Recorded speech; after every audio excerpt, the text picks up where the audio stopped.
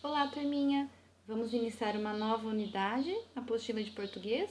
Então, peguem a apostila e abram lá na página 76. Página 76, unidade 8. Nós vamos aí começar uma nova unidade que tem como tema Gente da Terra, Histórias da Gente. Gente da Terra, Histórias da Gente. Percebam aí, se vocês abrirem as duas páginas da apostila, 76 e 77, tem uma obra de arte, né? Que é uma pintura, que é um óleo sobre tela. Está lá no Museu Histórico Nacional do Rio de Janeiro, exposto.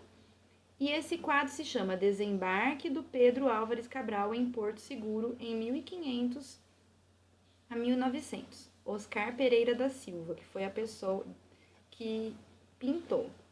Então, essa pessoa, né, esse artista, ele quis retratar aí um momento histórico para nós, né, para a história do Brasil, que foi a chegada dos portugueses, né? Os portugueses estavam fazendo grandes navegações, descobrindo novos locais, até que eles chegaram aqui na nossa terra, no Brasil.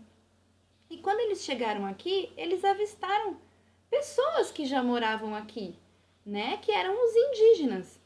Né? Os indígenas, eles já tomavam conta do nosso Brasil, né? Ontem, na aula de português, vocês ouviram a musiquinha do Pindorama, né? Que é a história aí, né? Retrata um pouquinho do que aconteceu neste dia, né? Então, os índios, eles gritavam, eles falavam, né? Pindorama, né? O que é o Pindorama? Nada mais é que Brasil, né? Que é em Tupi, que é a língua dos indígenas, dos nativos que viviam aqui. E aí os portugueses chegaram, né, para conquistar esta terra, que na verdade já era uma terra que já havia sido conquistada, era uma terra que já existiam pessoas que tomavam conta desta terra, tá? Então, este quadro está retratando isso, tá bom? A chegada dos portugueses aqui no Brasil. Essas pessoas aí que estão no barco, né, são os portugueses. Eles faziam grandes navegações para conquistar novas terras. Então percebam o barco que eles usavam, né? Não é parecido com os que a gente usa hoje, né? São barcos à vela, com pessoas remando. Então imagine a dificuldade dessas pessoas que remavam aí, né? Para chegar de um lugar para o outro, né? Então percebam a dificuldade, o quanto de tempo que essas pessoas demoravam para chegar de um lugar para o outro, né? Dependia muito do vento, porque eram barcos à vela, né? Então percebam aqui que é um barco à vela. Então esse tipo de barco depende muito do vento, né? Das ondas aí que arrastava, das pessoas que faziam o trabalho braçal de ficar remando. Então olha quantas dificuldades tiveram, né? E também percebam aí a reação dos indígenas, né? Porque os indígenas, eles se assustaram, né? Quem são essas pessoas que estão chegando aqui, atracando o navio, né? O barco deles na nossa terra, né? Então, eles ficaram assustados, percebam. Alguns pegando armas para atacar, outras correndo, né? Caras de assustados. O que eles estão fazendo aqui na nossa terra, certo? Então, aí tem algumas perguntinhas para a gente responder. Vamos lá. Para você, quem são as pessoas da imagem? Então, a gente já conversou, né? Que são os portugueses e os indígenas. Todas as pessoas se vestem igual? Não, percebam que os portugueses estão com roupas pesadas, roupas quentes, né? E os índios não. Os índios, eles viviam nus, né? Eles viviam pelados, por conta até mesmo da questão da temperatura, do clima, né? Eles vivem ali na floresta, né? Nas florestas, cuidando ali das terras que geralmente é muito quente, é um lugar muito úmido, muito quente. E que as roupas acabam que deixam eles muito quentes, né? Então, assim, eles usam pequenos objetos, pequenas coisas. Então, eles usam cocares, eles usam até às vezes como se fosse uma saia, né, feita de penas ou de outras coisas, só para proteger ali, né, as partes íntimas deles, né, até para questão de doenças e tudo mais. Então, assim, percebam que as vestimentas realmente são totalmente diferentes, tá bom? Hoje os índios ainda vivem assim? Tem tribos indígenas que ainda não foram nem que as pessoas, né, nós não conseguimos chegar neles, né? Eles vivem ali entre eles, ainda são ninguém conhece aquela cultura ali, aquele povo específico. Então aqueles índios, eles ainda vivem dessa forma, tá? Como está retratado aqui na foto. Mas existem outras tribos que já têm a cultura, a nossa cultura, que a gente fala a cultura que eles chamam a gente cultura dos brancos, né? Eles já têm essa cultura de usar internet, de ter televisão, de usar roupas, de viver nas cidades como nós, de fazer uma faculdade, tá bom? Então existem diferentes tipos de tribo aí. Então tem as tribos que ainda são bem nativas, assim como retratadas aí na foto, tá? Que a gente vê na apostila, e também tem outras tribos que já se apropriaram, deixaram um pouco da sua cultura indígena e introduziram uma outra cultura, uma outra forma de viver, tá? Legal, então vamos para outra pergunta. O que você acha que os indígenas pensaram quando os portugueses chegaram em seus barcos? Então, a Kitia falou, percebam aí o rosto desses indígenas, né, que está retratado aí, de susto, de medo, de preocupação, né? Quem que são essas pessoas que estão chegando na nossa terra, tá? Então, nessa unidade, a gente vai ver um pouquinho sobre os indígenas e nós vamos ver um pouquinho sobre as lendas desses indígenas, né? Nós aprendemos sobre lendas folclóricas, então, existem também lendas indígenas, né? Que são lendas que foram contadas de uma pessoa para outra, assim como o folclore. Tudo bem? Então, vamos lá para a página 78. Vamos lá. Leitura inicial. Olha lá o menininho indígena, né? De onde viemos? Então, a tia vai ler junto com vocês. Vão acompanhando aí com o dedinho, com o lápis, se precisar. Quem não precisa mais de dedo e lápis, tudo bem. Quem ainda precisa acompanhar, acompanha, tá bom? Então, vamos lá. Quando criança, vivendo em uma aldeia no Pará, eu tinha uma grande curiosidade em saber sobre tudo o que passava na minha frente. Não importava se era vulto de uma grande onça ou histórias contadas pelos mais velhos da comunidade. Eu não tinha uma noção exata das coisas, mas sabia que elas me inquietavam e do alto dos meus 9 anos queria entendê-las. Então era um menino, perceba que era um menino curioso, né? Tudo para ele era importante, ele queria saber de tudo. Podia ser desde um vulto de uma onça ou de um outro tipo de animal, desde das histórias que as pessoas mais velhas contavam. Ele era uma criança inquieta. O que é uma criança inquieta? É uma criança... Desculpa, não a criança, mas essas histórias inquietavam. Então, o que essas histórias faziam? Incomodavam ele, agitavam ele. Então, ele se tornava uma criança agitada, porque ele queria saber, né, daquelas histórias, tá bom? Que os mais velhos contavam, certo? Minhas perguntas nasciam juntas com a observação que eu fazia do ambiente em que crescia. Por que vivíamos daquela maneira? Por que acordar todos os dias na mesma hora? Lá na página 79, tomar o primeiro banho no igarapé, ir à roça plantar mandioca ou coletar frutas do mato? Por que eu deveria sentir medo da noite ou temer os assobios assombrosos do curupira ou da matinta pereira? Por quê? Por quê? Meus pais riam das minhas perguntas. Por isso não era incomum que eu me isolasse algumas horas do dia para continuar fazendo as perguntas que ninguém queria ouvir. Foi assim que alimentei a ideia de que as coisas podiam me ouvir e falar comigo. Assim, no grande quintal sem muro onde cresci, fui aprendendo a ler os sinais das coisas. Então, aqui embaixo tem as palavrinhas do texto, né? O que significa um vulto? Que ele fala, mesmo vendo o vulto das onças, é uma sombra, é uma figura que não dá para ver um contorno, tá? Aí ele traz o que é inquietar, né? Que as histórias para ele deixavam ele inquietos. Então, o que é? Incomodavam, agitavam, perturbavam. Ele queria saber o que eram aquelas histórias.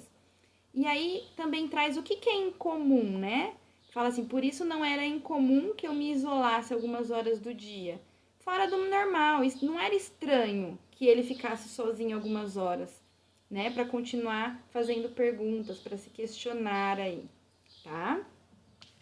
Então vamos lá para a página 80 e vamos descobrir aí quem foi essa pessoa que escreveu esse texto, tá? Esse texto foi escrito pelo Daniel Munduruku e chama Sobrevivências, Piolhos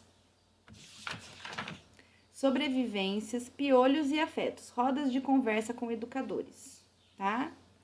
Foi escrito em 2017 e está na página 33 e 34. Então, essa aqui é uma parte, tá, desse texto que ele escreveu.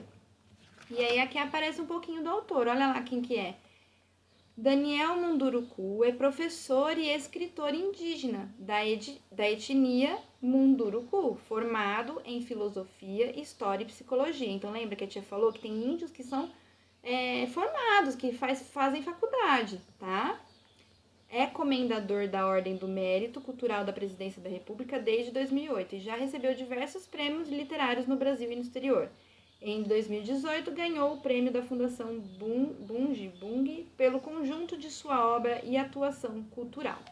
Tá bom? Então, esse é o autor daquele texto. Se você quiser saber mais, tem algumas indicações aqui de livros, tá bom? Para vocês lerem, certo? Então, vamos lá para a página 81 e vamos fazer uma interpretação do texto que a gente acabou de ler, tá? Nós vamos fazer a 81, a 82 e a 83. Então, vamos lá. Número 1. O texto apresenta um menino indígena. Pinte o número e a palavra que indicam quantos anos ele tem. Então, voltem lá no texto. Quantos anos ele tem? Fala assim, ó.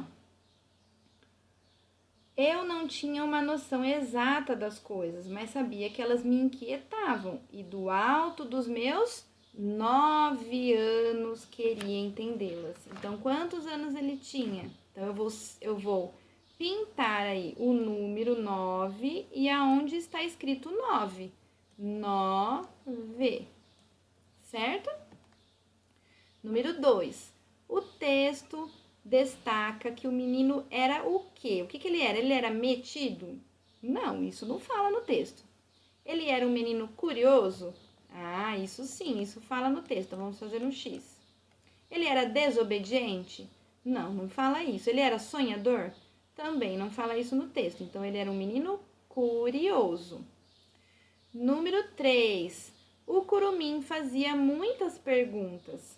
Copie com letra cursiva 2 das perguntas que ele sempre fazia. Então, vocês vão escolher lá 2 perguntas no texto e vão colocar aqui. Como existem mais perguntas, vocês escolham, tá bom? Eu vou deixar vocês escolherem e aí vocês escrevam. Lembrem-se, o exercício está falando para copiar com letra cursiva. Quem está com facilidade com a letra cursiva, faça em letra cursiva. Quem ainda tem dificuldade, não tem problema. O importante aqui para a tia no exercício é vocês conseguirem procurar lá no texto onde estão essas 2 perguntas. Não é a letra que vocês vão fazer, tá bom? Então, façam com a letra que vocês se sentirem melhor, tá? Página 82. Se você pudesse se encontrar com um grande sábio que tivesse todas as respostas, o que você gostaria de perguntar a ele? Então, é uma resposta pessoal aqui também. Se você pudesse se encontrar com um grande sábio que tivesse todas as respostas, o que você gostaria de perguntar para ele? Então, façam essa pergunta aqui nessas linhas, tá? Número 5. Leia a frase. Por que tomar o primeiro banho no igarapé? Igarapé é uma palavra indígena. O que você acha que ela significa? O que você acha aí? Fala pra mim. Igarapé. Ó, por que tomar o primeiro banho no igarapé? Então, ele vai tomar um banho. O que a gente precisa para tomar um banho? Nós precisamos de água. Então, o que significa igarapé? Significa um arco? Significa uma árvore? Ou significa um rio? Ah, quem falou que é rio acertou, porque ele vai tomar o banho nesse igarapé, é um rio. Geralmente, então, eles falam igarapé para pequenos rios, tá? Então, quando, por exemplo, as pessoas lá que moram no norte, né, que moram em Manaus, o rio deles, que é o Rio Negro, é enorme comparado ao rio Tietê, que é o rio que nós conhecemos que fica aqui na Barra Bonita. Então, quando alguém de lá vem aqui e vê o rio Tietê, fala que o rio Tietê é um igarapé, porque é um rio menor, tá? Porque lá no norte, por exemplo, eles têm grandes rios, né? Então, se vocês tiverem oportunidade um dia de ir para Manaus, vocês vão ver que o Rio Negro é algo gigante, é algo que não tem fim. Vocês não veem o fim desse rio, né? Então, por isso, então eles chamam geralmente de igarapé esses rios que são menores. Então, olha lá, reescreva a frase trocando a palavra igarapé pelo significado que você escolheu.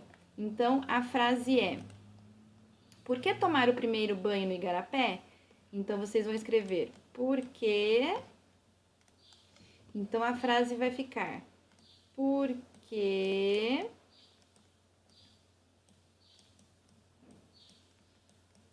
tomar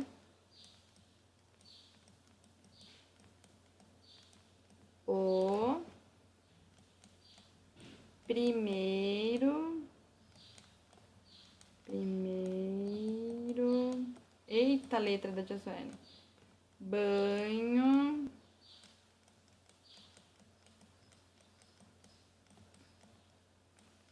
no rio,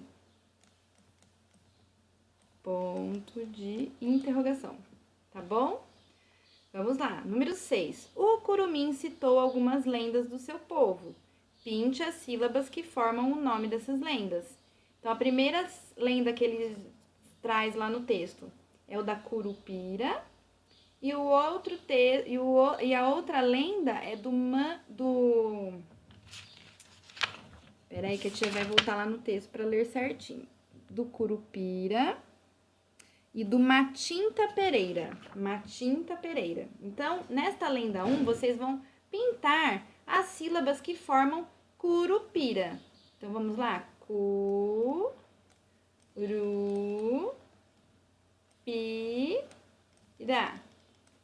Tá bom?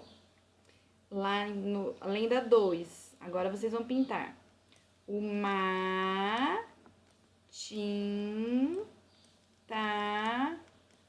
Pereira, tá bom? O menino morava em uma aldeia. Converse com seus colegas e responda. Por que ele deveria ter medo da noite? Ele morava numa aldeia. Aldeias ficam aonde? No meio da floresta. Por que ele deveria ter medo à noite? Nós temos alguns animais que têm hábitos noturnos aí, né? Nós estamos vendo isso lá na aula de ciências. Então, ele deve ter medo à noite por conta desses animais que podem atacá-lo, né? Que ele não consegue enxergar. E você, acha que também deve temer à noite? Você tem que ter medo da noite, vivendo na cidade? O que você acha? Tá? Conversem um pouquinho aí. Aí aqui tem atenção família, né? Família e escola. Tão importante quanto as atividades do dia é o descanso da noite. Conversem sobre a rotina da casa, avaliem se o tempo e a preparação para o sono têm sido suficientes. Dormir pouco reduz a capacidade de atenção, altera o humor, afeta o desempenho escolar. O uso excessivo de computadores, videogames, mídias digitais tem interferido nessa rotina das crianças, mas precisa encontrar um equilíbrio, pois uma noite bem dormida garante a fixação do que se aprendeu durante todo o dia, né? Pesquisas nas áreas de neurociência indicam que uma criança de 6 a 12 anos deve dormir de 9 a 12 horas por dia. Anotou?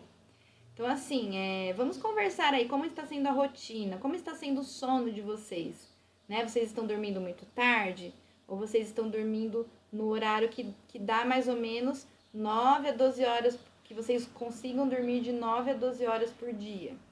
Tem ficado muito no computador, né? Vocês já estão no momento que vocês têm que fazer a tarefa, a escola ficou a partir do computador. Vocês já têm que ficar muito tempo diante da tela. né? Depois que vocês terminam a atividade, vocês continuam fazendo coisas digitais, né? Continuam em televisão, videogame, internet, joguinhos, ou vocês fazem coisas diferentes, né? Jogam bola, brincam na piscina, brincam de carrinho, brincam de boneca, né? Então vamos repensar um pouquinho aí, ficar um pouquinho menos, não deixar a tecnologia, porque a tecnologia já faz parte da gente, né? A gente vai usar a tecnologia para o resto da nossa vida, mas ter esse equilíbrio que o texto fala, tá bom? Um beijo para vocês e a aula de português de hoje foi essa. Tchau!